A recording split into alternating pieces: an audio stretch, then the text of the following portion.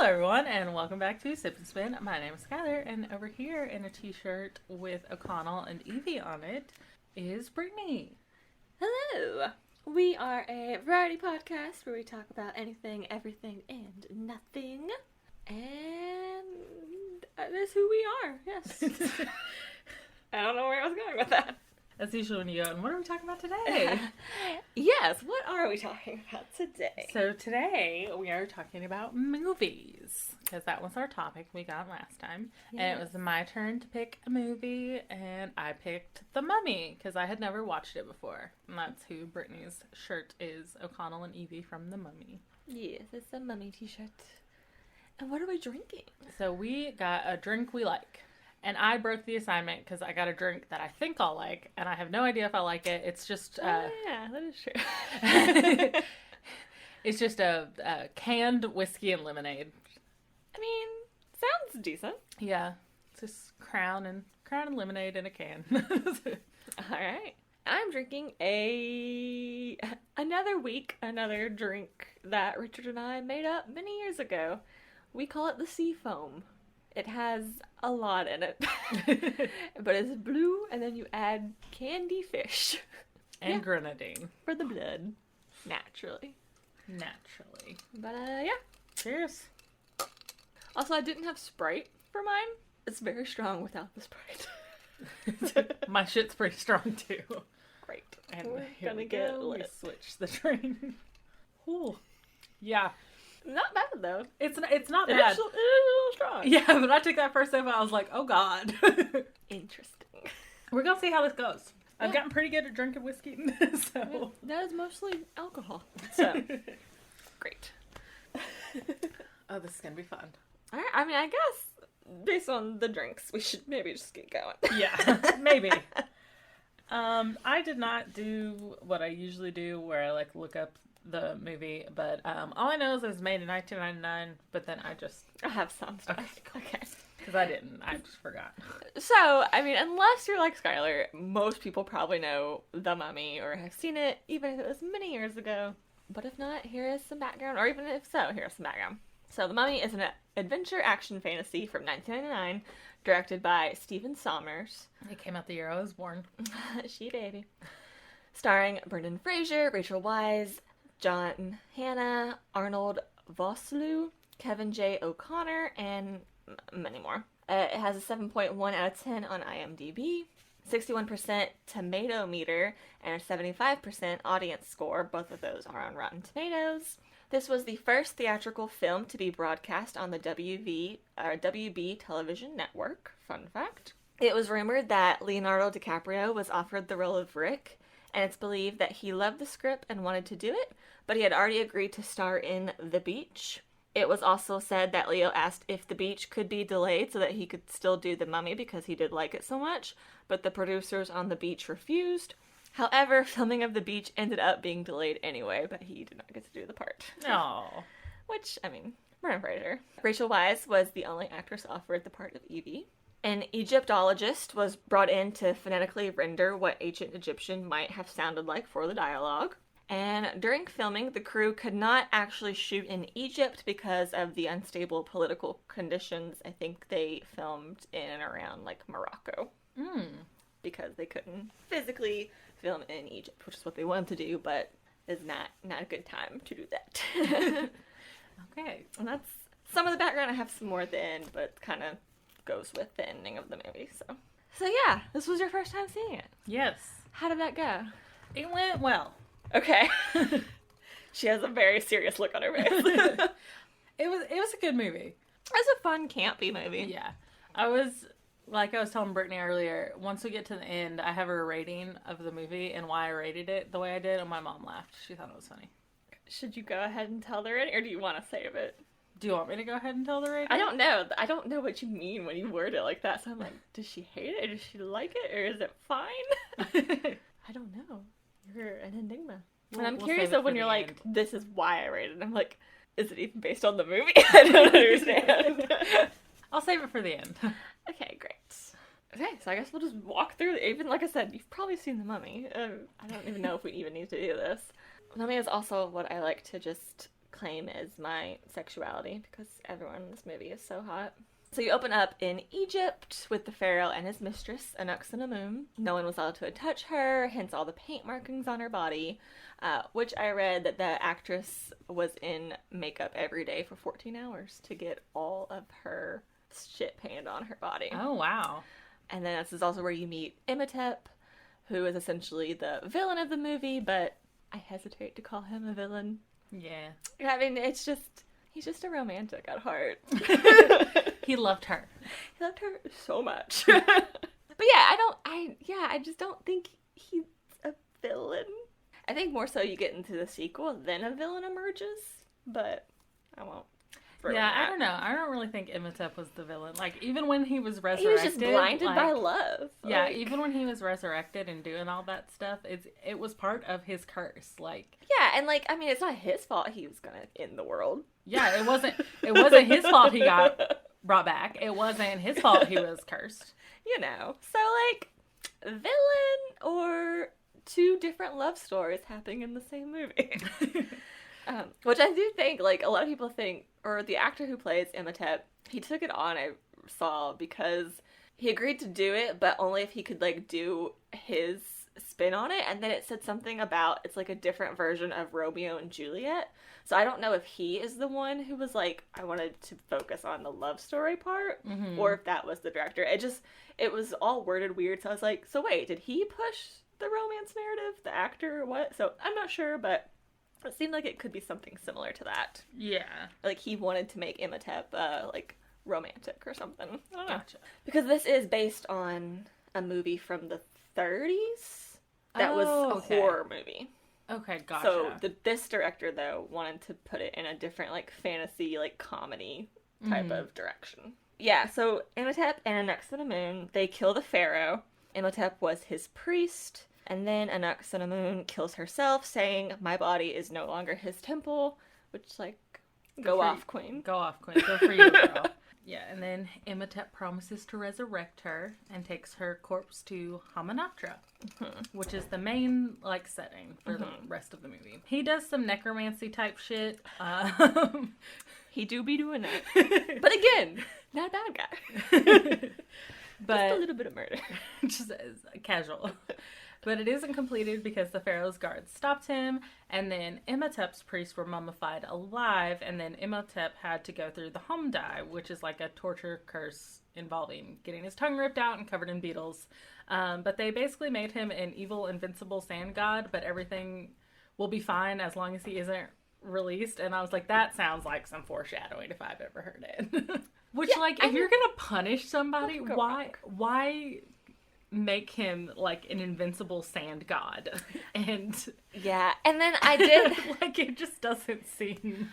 The only thing I can think of that would even make sense is because obviously this happens and then we skip 3,000 years. Yeah. So it was 3,000 years ago when people were scared of the gods and like the wrath of the gods, especially like ancient Egyptians.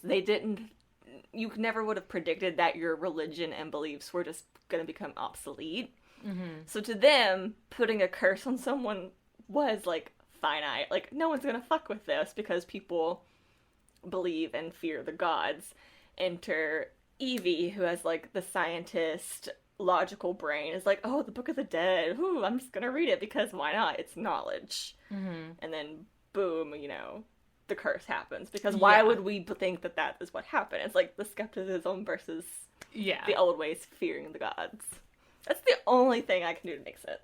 But like, because I'm just thinking, like, even back then, like, you want to punish this guy, so you're gonna turn him into an invincible sand god who would end the world. Who would end the world. But then no one's going to resurrect him, though, because they fear that. Yeah. But here, like, we're like, oh, haha, this is fun. It's so cute, so fun. So cute, so fun. Let's read the Book of the Dead. Funky and fresh. Honestly, I would probably read the Book of the Dead also, so. But apparently she just didn't need, if she just read it in her head, it would have been fine. Yeah, you just don't read aloud, class. Yeah, stop reading out loud. Everything that goes wrong ever is because someone read something out loud of ancient book. Looking at you, hocus pocus. Just say shit in your head. Yeah. So all that fun stuff happens, and then, like I said, we skip 3,000 years. Yeah, 1923. And we meet Rick O'Connell. Yes, there's a battle being fought in Hamunaptra, but Imhotep remained undiscovered because when O'Connell bumped into the statue, like, he was getting attacked by sand and ran away before he saw the face, so he didn't see the sand face. Yeah. Imhotep is still underground and not resurrected as of this moment. Yeah, but in a roundabout way also saved Rick's life. Because during this fighting, he was about to get murked, and then some scary, spooky sand stuff happens, and then the other army, or whatever, other squad, whoever he was fighting, I'm not even sure. The Egyptians, I guess. They I don't weren't, know. like, that important. No. And then you had, like, the Magi just up on the hill watching. Yeah, the Magi let him leave, thinking that the desert will just finish him off, and Hamunaptra will be safe. And I do have a little tangent about the Magi, because it's not said ever. The main Magi that we see throughout the movie, including this scene, and he's also the narrator, his name in the film is Ardith Bey, though his name is never said aloud. Okay, I was hoping I didn't just miss that, because when I talked about him, I called him the sexy Magi the whole time. Yes. Yeah, oh my god, yes he is. So fucking hot. Everyone, again, my sexuality. I had no right seeing this movie when I was so young. God damn. God, that Magi was so hot. Oh. Yes. Actually comes into play later. His actual, because of his looks. We'll get there. Okay. But anyways, no, his name is Ardith, if I'm saying that right, Bey. And it's only listed in the credits. So it's never said out loud, but that is who he is. He's also the narrator. So I have just like a little breakdown of some of his like tattoo meanings, just because I think it's interesting. Mm-hmm. So the tattoos on his forehead are the Egyptian hieroglyphics that spell underworld. And the ones on his cheeks are the hieroglyphs for the word truth. All Medjed males get their tattoos as part of the coming of age rite when they turn 16, of which the most important is the tattoo on their right wrist, which Rick O'Connell also has, that marks them as a warrior of God. Other tattoos specific to the males are on their arms, forearms, hands, pectorals, shoulder blades, and beneath the navel. The tattoos on the nose and chin are no longer used since the time of Seti I. Females only get the wrist tattoo when they come of age, but are not marked with any of the other symbols that are particular to men. In both male and female, though, if any of them show signs of pain or cry during the tattooing process, it is considered that they have brought shame to their family. Oh, shit. Mm-hmm. And I have this later on, but since I'm talking about it now, and we'll just go ahead and bring it up. So, Ardith Bey, the very sexy one, his character design was originally supposed to have all of these tattoos covered from head to toe, but they thought he was too handsome to cover up, so they nicked that idea, and they made the right call. Yes. It's very sexy. So yes, that was just a little, I thought it was interesting. And then we skip again time to 3 years later. Yes. Now we're in Cairo. And Evie knocks down the entire library. Yes. Which, fun fact, the library disaster scene was done in one take, because it would have taken an entire day to reshoot it if any mistakes had been made. So she had to do it perfectly in one take. Which I was like, I can imagine, yeah. That also the pressure of being, yeah. But Rachel can do it wrong. Come on, she's a goddess. But yes, this is where we meet the clumsy, beautiful librarian of Evie, and we also meet her brother, Jonathan. Yes, I was like, I personally, before she said his name, I was like, I personally connect with the drunk fucker saying he, like, laying in the coffin saying he wishes he could join the dead sometimes. I knew you were going to relate to Jonathan there. Me too. Yeah, I do love Jonathan and Benny. They're the comedic relief in the movie, and they do it so well. And he turns up with an artifact that has a 3,000-year-old map of Hamunaptra, which the old fucker set on fire. Yes. Before I realized what his role in the movie was. 100% on purpose, and it's so obvious. And I was like, what a dickhead. He got this because he stole it, though. Who did he steal it from? I wonder. It from O'Connell, who they find in prison and he was in prison for a good time. And I put mood. Same. And it's the guy from the battle, O'Connell.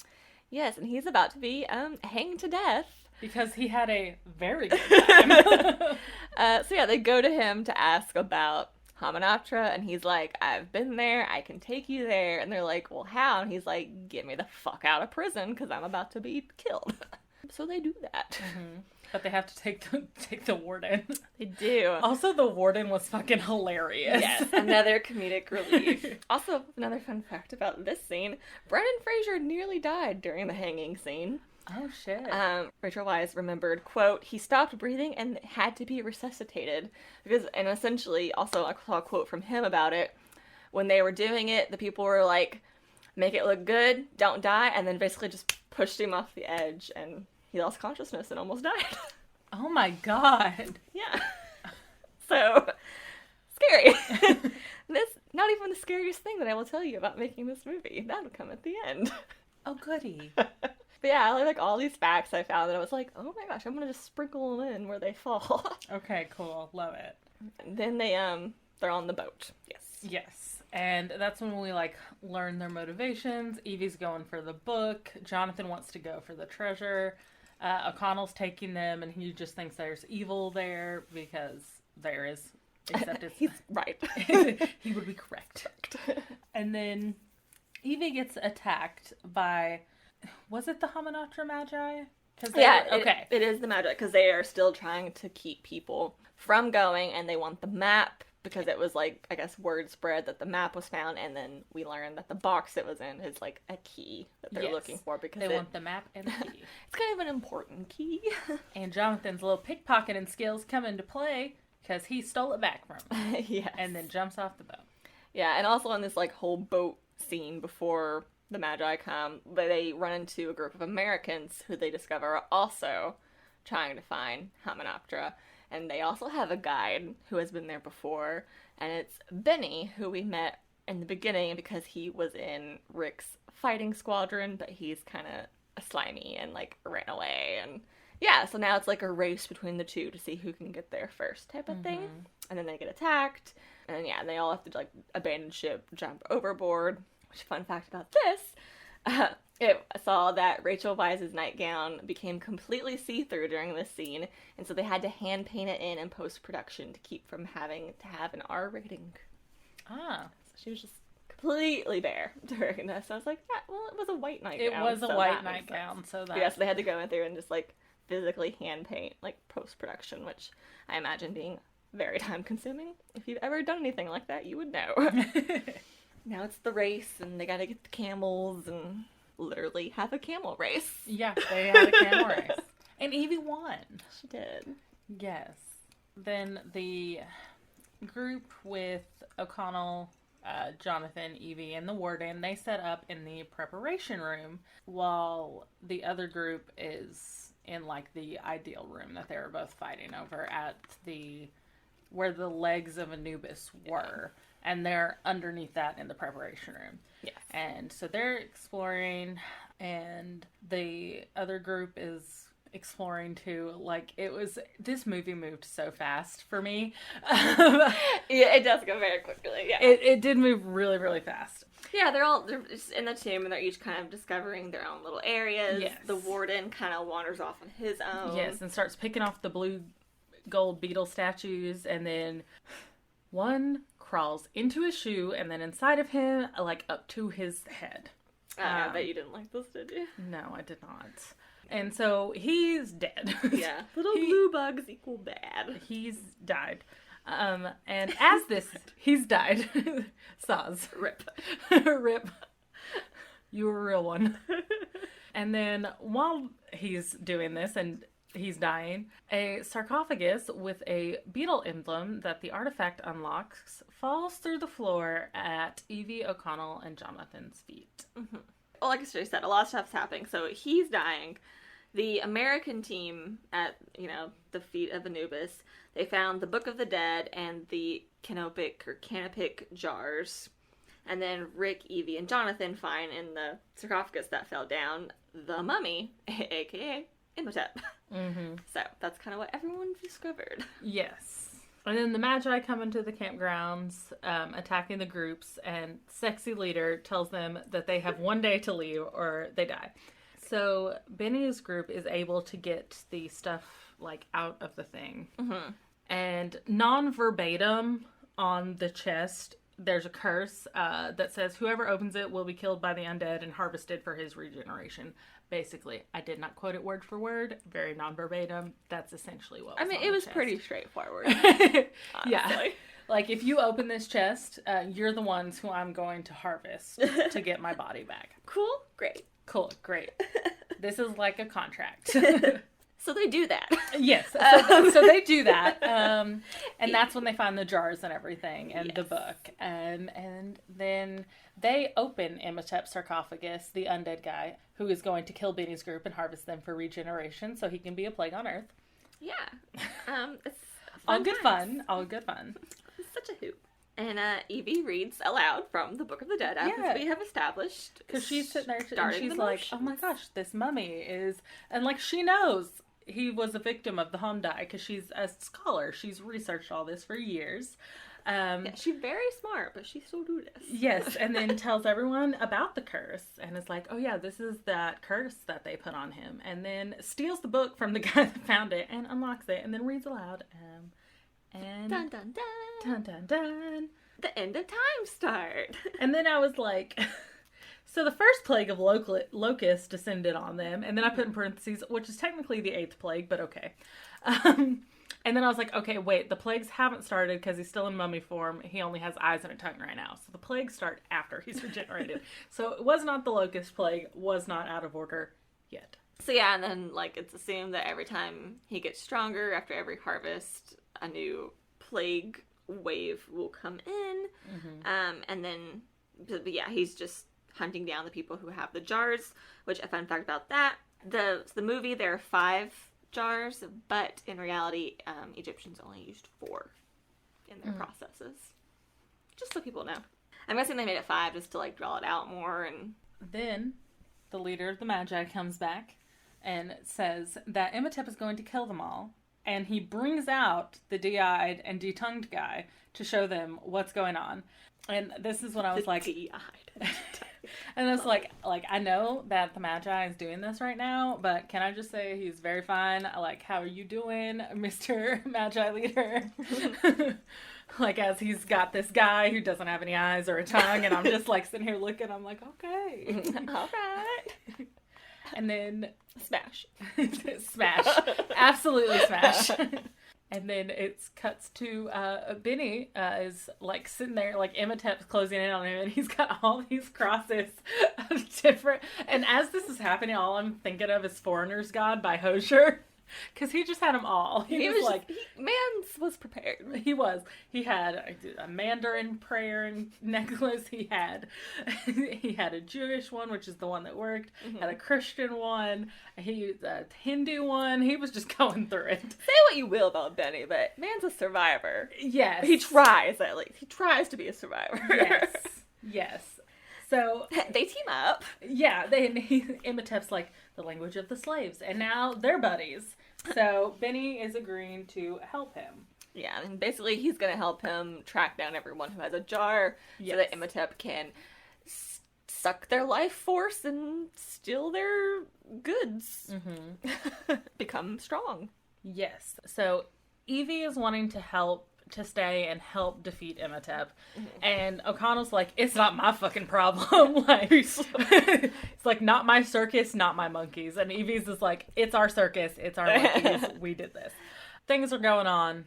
It's a whole lot of shit. Things are going down. Things are going down. O'Connell puts Evie in a room and has 2 of the American guys guard her room while O'Connell and Jonathan go and are talking, like, getting a drink, basically. And it's just...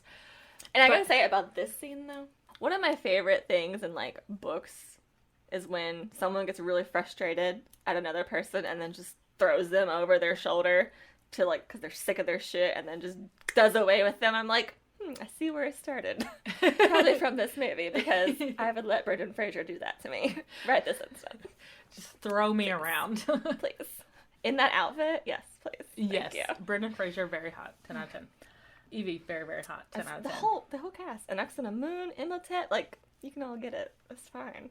Mr. Magi leader. Yeah, you're at the top of the list, baby. You were number 1. But it's the 2 American guys. And then Benny is also at the same place that they're staying and brings Imhotep to find Mr. Burns to complete his harvesting. Because he's only had the eyes and the tongue still. Yes, he still needs the rest of Benny. And he then needs all of his body. Or he needs the rest of Mr. Burns, and then he needs also completely all the other Americans, too. Mm-hmm. And then that's when the first plague starts. The Plague of Blood. Mm-hmm. Which is the actual first plague. So that one's happening. And then that's when we find out the guy who owns the library is also a part of the Magi. Mm-hmm. And they all learn that Evie is the human sacrifice for Imhotep to revive Ankh-Sunamun, which they're going to use to their advantage. Yeah. And like I said, it's just a love story. Man's been pining for 3,000 years. Yeah. Like, give him a bone. He just wants his woman's back. That's it. And then they skipped a lot of plagues. Like, they just, like, buzzed through some shit. Like, there was, like, fire, which I don't think asteroids were not one of the plagues, but it's fine. And then It's the end of time, Skylar. You don't get to nitpick. I do get to nitpick. And then they're on Plague 9, which is the Plague of Darkness. The 9th plague, by the way, is the now 2nd plague. It's fine. And then we jump back to Plague 3, the Plague of Flies, after Imhotep gets the book back.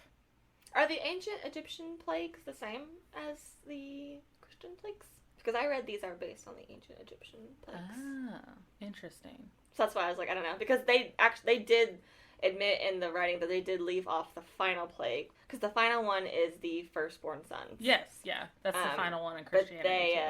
And then the first plague is the blood plague. They nixed that one because they thought they're trying to keep it PG. Yeah. It's a rough plague. So I didn't know if it was the same, like order-wise, and also the same content, or if like maybe Christianity switched it up like they like to do. That could also be true. I was just genuinely curious. I mean, you can nitpick all you want. I was just like, I want to throw that out there that I did read someone say specifically ancient Egyptian plagues, and I didn't know if that tweaked it. I don't know. I don't know either. I don't know. But I do... Try to be devil's advocate here. Unfortunately, I do know the Bible. Rip. And listen, I'm not proud of it, but I do know it. But no, I was just curious. I didn't know. Yeah. Well, I did not know, because I don't know much about ancient Egyptian plagues. I just knew about... I figured it was going to be like the biblical plagues. And that's all... Yeah, and I don't know if it would be, because if Christianity did change it, I don't know. This morning, she was like... Well, Skylar, I don't think they were trying to be, like, super accurate. Like, I don't think there were mummies in the Bible either. I was like, no, there weren't. Jesus? Maybe. Well, he wasn't mummified. We weren't there. We don't know. Well, in the Bible, he wasn't mummified. Which version? God, who fucking knows? But no, I mean, of course, even in anything, it's not going to be historically accurate. They're just trying to make a fun movie. So even if it is, like... you could nitpick a lot of things, like, it was, 1923? Yeah. They were using guns and knives that were definitely not invented yet. I did notice that. And cars. Because, like, who cares? I thought I saw... I was convinced I saw the date wrong, because I was like... No, surely that's a thing. not. Yeah. No, that is a thing. Yeah, it's called... there's a word for it. Anachronism? Maybe?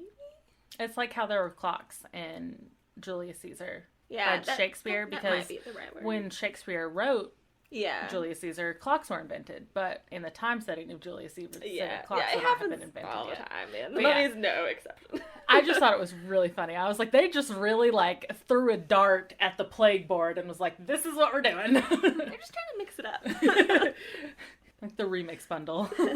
I don't even know where I am in my notes. I don't know. My next note was I really don't like bug stuff. It gives me the heebie-jeebies. That's fair. Oh, Evie comes to the conclusion that the gold book she is looking for must be the thing that kills him, since the black book is what brought him back to life. Mm-hmm. And then she reads the, like, stone and figures out that the location of the buried books were mixed up, and her book is inside the statue of Horus. Yes. And again, if we want to nitpick, there would be no pure made of gold book, because that would weigh 1,000 bajillion pounds, and also they all wrote on papyrus. Like, there were no books back then. And then I was like, and the sixth plague is now upon the people, the plague of boils, and Imhotep has gained followers. And that's when I put in parentheses, they really just said fuck it with the order of the plagues and are just fucking throwing a dart at which one comes next. And it truly could be. Or I could just not know about ancient Egyptian plagues and just base this all off biblical plagues. I don't know if because it is the same. Anytime people mention the plagues, I'm just like... Yeah, I thought I'd throw it out there. Moses and the Egyptians. Because in the Bible, the plagues were also in Egypt. Yeah, just because I know, those silly Christians, they like to mix it up and steal and claim it as their own, so I didn't know. Or not even like, people who wrote the Bible down, and then people fucking changed it. Yeah, so like, who knows, man. The plagues could be none of these when it happens, if it happens. They were like, this passage in Leviticus, how it's saying no pedophilia and no incest, we don't like that one, so no gay people. Right. That's what we're going with. I mean, truly. So, like, who the fuck knows?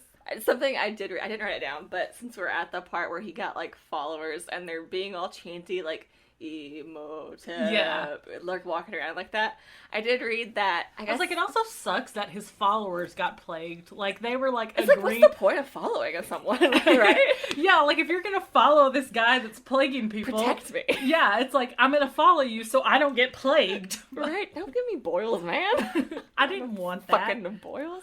But I thought, I guess, after the movie, it was either this one or the second one. I think it was this one. What the fuck did I do to my arm?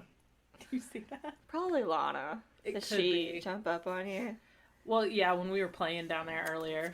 She probably got you with that dew claw. I didn't even realize it, because I didn't see it until just now. I didn't, like, hurt or anything. It happens. At least it didn't hurt. Yeah. I rough play with the puppies. The puppies. I But I think it was either Universal Studios, maybe, or maybe it was Disney, I'm not sure. But they opened a mummy ride after one of the movies. Mm-hmm. And then the lines were so long and so backed up. People were waiting for hours from, like, beginning of day to end of day, that people waiting in line would just do the Imhotep chant, and it would just, like, travel through, and they just stood there doing that all day in this hot California sun, like they were dying victims because they were waiting to get on this ride. And I was like, that's funny. At least really they kept it fresh. Yeah. You do what you gotta do. They were live, laugh, loving in those conditions. They were hardcore, like, cosplaying their role. And then Imhotep finally becomes fully regenerated, and he takes Evie, and O'Connell wants to stop him, but the Magi stops O'Connell since he knows that Imhotep still has to go back to Hamunaptra to complete the ritual. Well, Evie says that, and then he agrees. Yes. The Magi. He's like, she's right. Like, we can still do this. And O'Connell can fight them once they've gotten the golden book. Yes. And the librarian dies at the hands of the crowd, unfortunately. He does. He's dead now. When... R.I.P. old fucker. Rip. When Imhotep became fully, restored to his body, fully formed, Evie had a line that was, when she was standing there, it was supposed to be, like, he's gorgeous, but it got cut, and I was just like, she's not wrong. You didn't have to cut it. Yeah. Like, that's supposed to be the point. Like, they're powerful beings. They're supposed to be, like draw you in. That's how they get, like, followers. That's how power. they get, yes. Because they're powerful and beautiful. I thought it would be interesting if they would have kept it in, because then it'd be like, and then she went with him, but I guess they didn't want it to be like she was under his spell, but I don't know, I don't think we would have doubted her like that. Come on. So yeah, she gets carted off with Benny and Imhotep, and then now they have to find a way to get somewhere. Well, what do they do? They get the drunk Air Force guy that they were talking to in the bar. What else are you gonna do? The guy who walked in the fountain and goes, someone spilled their drink. So he can fly them to Hamunaptra, and he can finally go out in the blaze of glory that he always wanted to with his fallen brothers. Direct quote. Direct quote. What else do you need in a pilot, truly? Come on. Yeah, if you want a pilot, just find one who wants to die. Yeah. They'll get you wherever you need to go, no matter the risk. So, yeah, they do that. They go in this little, like, biplane, so there's 2 seats, but then where do the other 2 people go? Strapped onto the wings. Insanity, I might add. You wouldn't do that? Hell no. To save me? I don't even like getting on step ladders. Okay. So random. I don't like being high up. Yeah. Fair. And I think I would, like, pee myself if I was strapped to the wing of a plane. It would just fly off, so it's fine. You can do that. No, sorry. Fair. You're going to be a human sacrifice if it involves me getting on a plane. Yeah, well. Well, if it involves me being strapped to the wing of a plane. Yeah, I don't even like getting on regular planes sometimes. It just depends on my mood. See, I'm a mood flyer. It's really weird. I can't even do that because I've never been on a plane. Sometimes I love flying, and sometimes I'm like, nope, I'm going to die, and I'm going to make it everyone's problem. That's called anxiety. Truly. Yeah, no, I hope you have fun being reincarnated as Hamunaptra, because I'm not doing it. I mean, she's pretty hot. And she is, like, I wouldn't mind. She's kind of badass in the second movie, so that's fine. I probably should watch the sequel. I really like the sequel. There's a really hot girl fight with swords. Knocks on the Moon and Evie. It's great. Yes. Okay. It's really good. And your sexy man, Zach. I mean, like the whole sexy cast is back. Okay, cool. It's great. It's great. So yeah, they're flying there. And then Evie and like they essentially kind of teleported to where they needed to be through Imhotep, through sand. And then they see the plane and they're like, oh, we gotta stop this. So he creates a sandstorm and like eats them. Fun fact, in that scene I read that the reason when Imhotep was doing like raising the sand, it like pans upward so much is because with all the fans and the sands with his robe, it was immediate his butt. And I was like, he should have left that in. Should have left it in. I'm gonna see Imhotep's butt. Right? But yeah, that was why it would go suddenly like, whoop, cuts him off right there. It's just because it was just full ass. I was like, I love that. So yeah, they get eaten by the sand, and like Evie has to distract his spell, so she kisses him. And then the plane still crashes and like kind of blows up a little bit. Yes. Everyone is fine. Except for Winston. He is stuck in the plane that is stuck in quicksand. Yeah, he's like, you don't know if he's like knocked out or if he's just dead on impact, but... Yeah. But either way, he goes down. He goes out in the blaze of glory that he always wanted to go out in. Yeah, and then there's quicksand on a hill. It's fine. It makes sense. It's a movie. It works. It's the drama spice. They just had to make it a little spicy. Just a little spicy. Yeah, so then Imhotep takes Evie to like the original tomb where he originally in Hamunaptra tried to resurrect Anaxana-Moon.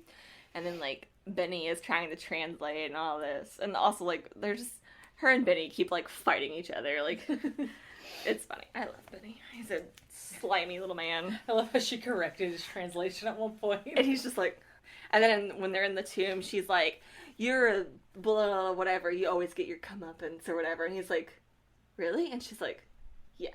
And then he's just like sit there thinking his actions through. I'm like, my man, you've already come this far. Yeah. There's no saving your soul. It's done. Just commit. Just go through the whole bit now. Yep. When you're already this far. Yes, so it's Jonathan. I don't want to say sexy man. I have his name written down. It's fine. I keep saying it. Ardith is his name. Ardith. Imhotep wakes his dead priest while O'Connell, Jonathan, and Sexy Magi look for the golden book. I'm going to say Sexy Magi. Every single one of my notes says Sexy Magi. While they look for the golden book of Amun-Ra. And then meanwhile, Evie is tied to a table laying next to the corpse of Anck-su-namun. And Benny is running away with bags of gold. I mean, yeah. So yeah, he's essentially just now trying to cut his ties. He's trying to smuggle gold onto the camel. He's like going back and forth between the treasure room, which I haven't heard about this. So for some unknown reason, during the filming of this movie, all of the camels on set hated Kevin J. O'Connor, who played Benny. So in this scene where he's like trying to pull the camel reins to get the camel to go, the camel doesn't budge, and that is not planned. Like, that's not how that was supposed to happen. But they said during this whole movie, these fucking camels just hated this man for no goddamn reason. And so and I also read, he's a very big ad-libber, so a lot of his lines, like, what about my children? That was all improv and stuff. Yeah. So then he just had to improv with these camels constantly. And everyone was like, we don't know why these camels don't like him. I just thought that was hilarious. I love that. And he, like, just played it off so well, too, though. I was like, bless you, Brittany. I love that. I thought that was a fun fact. Yes. That makes it so much better. I know.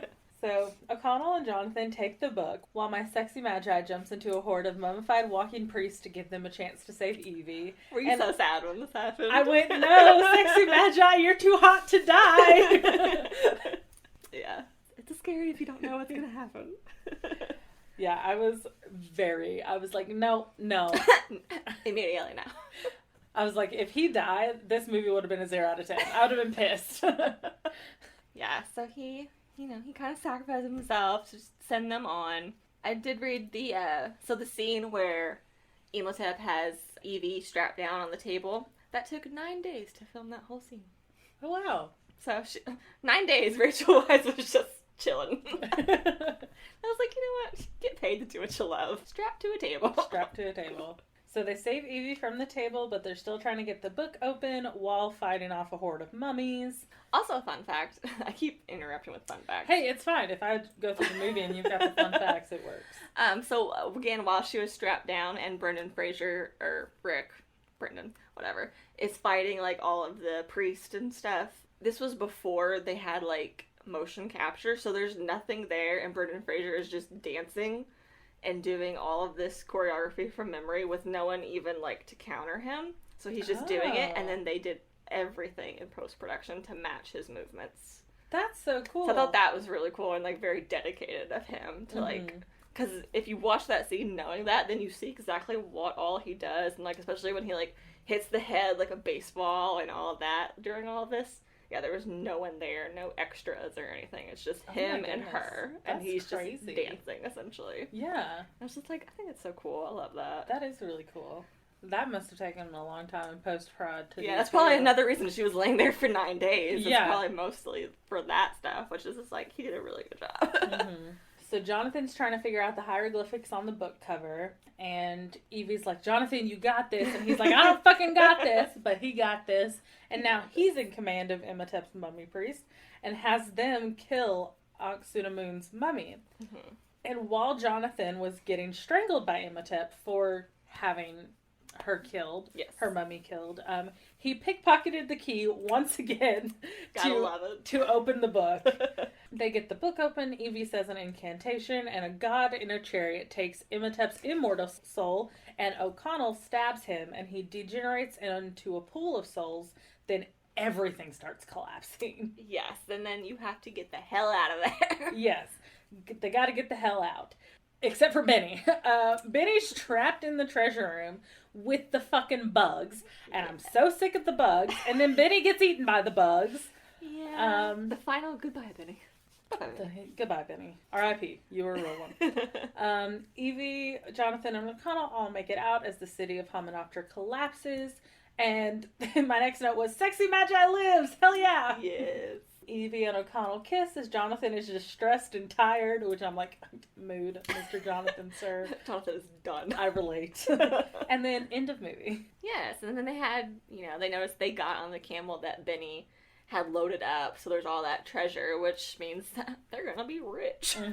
And Jonathan was less stressed and tired when he realized that. Yeah, so that is the end of the movie. So just a couple little other fun facts then at the end. So Universal phoned director Stephen Sommers the morning after this movie released and said, we need another. So they immediately, he was like, yes, I want another one of these. Do this again. Do it. Ardith Bay, your sexy man, was originally scripted to die at the end of this film. But the director changed his mind towards the end because he thought the character was, quote, too heroic to be killed off. I thought you were about to say he's too hot to die. Well, he already said he was too handsome to cover up, so obviously we all be feeling this man. And thus, he does make an appearance in the sequel, so there's another reason for you to watch the second one. Yes. And what I think is maybe the scariest thing about this whole movie, so the production had the official support of the Moroccan army, and the cast members had kidnapping insurance taken out on them for the filming of this movie. But this was something that Stephen Sommers disclosed to the cast only after shooting had finished. So no one knew that they had a chance of, like, they needed kidnapping insurance taking out on them with their Moroccan army. Oh my god. I would be terrified, but apparently it was fun because they all came back for the second movie, but I'm just like, I cannot imagine hearing that. I would not sleep for a week. I would be like, are they gonna come for me? And, like, I get it, like, if you told them that while they were filming, sure, they'd be stressed and tense, but I don't know. It also feels very wrong to not tell them, by the way, I'm gonna take kidnapping insurance out on you. Okay, cool. That's insane. I was just like, that is terrifying. That it even needed to happen. Yeah. Wow. So let's hear it. Okay. So this is my rating. It's just like a shitpost rating, basically. 7 out of 10. Too many bugs, not enough plagues. Plagues that were included were not in order. The end. Great. Yeah, too many bugs, not enough plagues. Too many bugs, not enough plagues. Even though plagues are sometimes bugs. Yeah, there's the plague of flies, the plague of gnats, the plague of locusts. So really you wanted more bugs. And then there's the plague of frogs as well, but frogs aren't bugs. But there's a frog plague. Yeah. Well, does your rating change if the Egyptian plagues are changing or different? Or do you still say 7? I still don't like the bugs. Exclude the bugs. It freaks me out. Bugs give me the heebie-jeebies. I don't like bug stuff. Like, and really, it's probably not even bugs themselves. I don't think anyone likes a bug under your skin that will eat you alive. It's hordes. It's the idea of hordes. Like, I couldn't watch, that Stephen King movie, 1922? Mm-hmm. I was watching it up until the hordes of rats. That freaked me out so bad, I stopped watching the movie. I mean, I don't think anyone likes hordes of creatures. Like, it makes me, like, physically ill. Like, You watched Fruits Basket? Yuki has a horde of rats. Those are out. Cartoons. That's an anime. It's still a horde. But, no, and, like, in that movies when, like, bugs come through the vents, like, anything that's in giant hordes like that, it gives me the creepy crawlies, and I mean, that's fair. It feels icky under my skin. Like, I don't like it. These bugs literally went under your skin. Yeah. But are you glad you finally watched The Mummy? Yes, it was a good movie. It's a fun movie. It's one of my top. Like, it's not a, like, masterpiece. It's not a deep thinker. It's just a fun romp and sexy people, and I think it still holds up today. Like, yeah, it was good. I liked it. I don't think there's anything. And I liked my sexy magi. Yeah, he's good stuff. It's very good stuff. Very good stuff. Very good. Well, you'll have to watch the second and let me know how you like it. Okay. Because a lot of times sequels, especially like sequels to 90s movies and those types of movies, are very, like, not great. Yeah, I'm not a big sequel person. Like, even, like, Disney movie sequels, I typically didn't like, except for The Lion King, but that was a whole nother thing. Yeah. That's because Kovu was hot. Yeah. Yeah, and then I didn't like, the Mean Girls 2. I didn't like Clueless 2. Like, it's just sequels. There's a Mean Girls 2? Yeah. What the fuck? It's trash as hell. I didn't know there was even a Mean Girls 2. Did I know there was a Clueless 2? Yeah, I'm pretty sure there's a Clueless 2. I'm like, I know how to say that. I really don't watch sequels enough, I guess. But The Mummy Returns is actually, I think, a banging sequel. It's pretty much the same storyline in a weird way. There is a weird thing with, like, Evie's past that comes up, which, don't think about it too much. You just get to see hot girls fight, and that's all it really is about it. But Jonathan's still funny. They do have a kid, which is, like, a new addition. And Imhotep's still just trying to get his woman and, like, respect. And also you get to see more of, like, an ox and a moon in her resurrected form, which is really fun. Oh, they never made the Clueless 2 movie. Okay, I was like, I have never heard of this. Alicia Silverstone didn't want to do it. Queen. She was like, no. So there was going to be one. It probably would have been bad. Oh, yeah, if she didn't want to do it, they can't do it. So. There's another one, though. There's just, sequels are typically not good. Typically, yeah. And I'm sure a lot of people hate The Mummy Returns, but I quite like it. Mainly, it's essentially the same thing again. So. But with more females, which is maybe why I like it. Nice. Yeah, any other mummy thoughts? No, that was it. Alright. Magi was sexy, Jonathan was sexy, O'Connell was sexy, Evie was sexy. It's all... It truly is just like the section. I mean, it had no right. Casting people had no right. Yeah, casting, costumes, delicious. 10 out of 10. Well, I guess we should spin. Let's do it.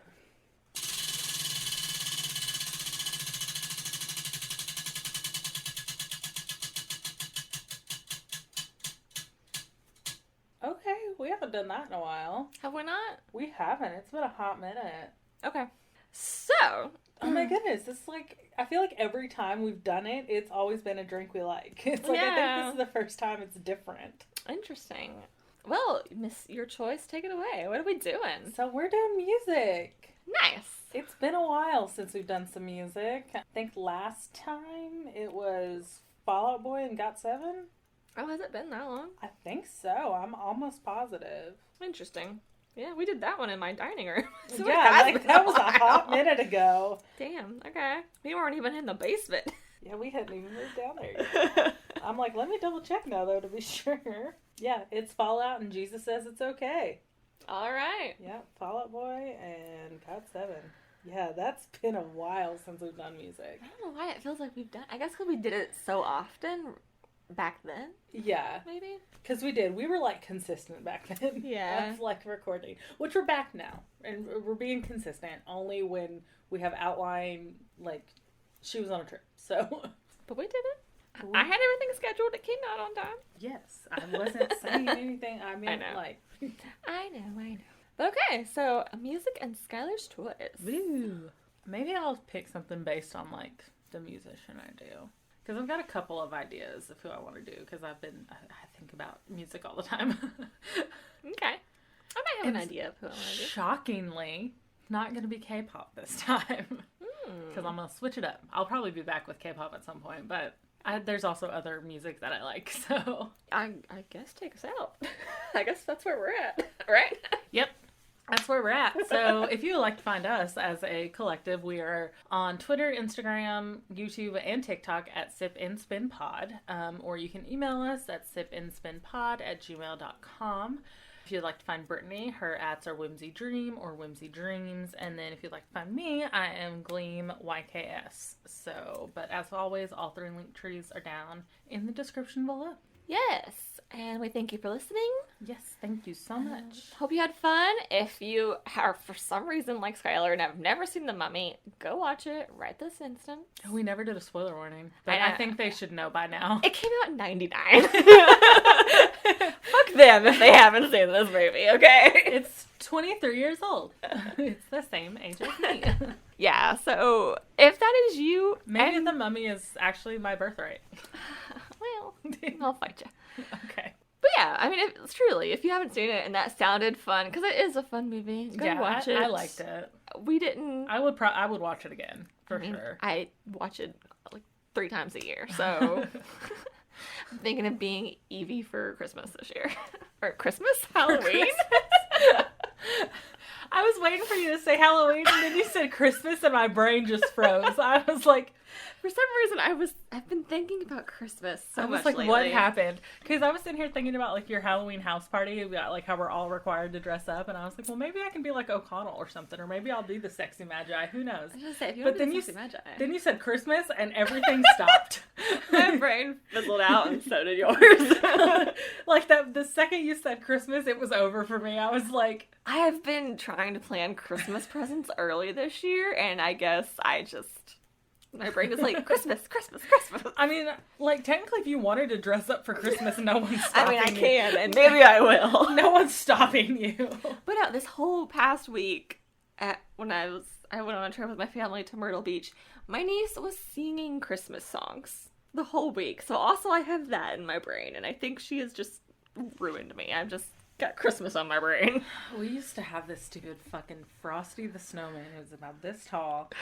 And every time you pushed its foot, it would sing Frosty the Snowman. Mm-hmm. Well, Shelby, God bless her, when she was like 3-4 years old, she fucking loved that thing. Naturally. Every second. Once the song was over, she started it again. Drove me up the fucking wall. She did it so much that she broke the Frosty And not broke it to where it stopped making sound. It turned demonic. Broke it to where if you walked past it, it would start singing. So she turned it demonic. A fucking Frosty the Snowman song. I wanted to die. So you're saying is she invented, like, the motion sensor music? She did, because she just broke it so bad that it just, every time you walked past, it started singing again. Guys should have patented that. God, it was... And we would keep it out. Great. Because she loved it so much. So Gotta it'd be have like what the baby May, wants. and we would still have the Frosty the Snowman out, because Shelby didn't want to put it up, because... No. Which... I mean, she's a child, so I get it, like, you know, whatever, just let her do what she wants to do, but at the same time, I wanted to kick it across the room. I mean, you could have just accidentally knocked it over one day and, oops, shattered. It wouldn't have broken. It was made out of fabric and, like, fake fur. And... Oop, my knife slipped. Just bad. Guts the Frosty the Snowman. Who did this? This is a crime. Oof. Well, anyways, dress up for Halloween, dress up for Christmas. Either way, we'll sip with you. Dress up in the fucking middle of May. Dress up whenever you want to dress up. Yeah. Bye. Bye! That's my PSA. Or, yeah, sure. PSA, whatever the word is. I don't fucking care.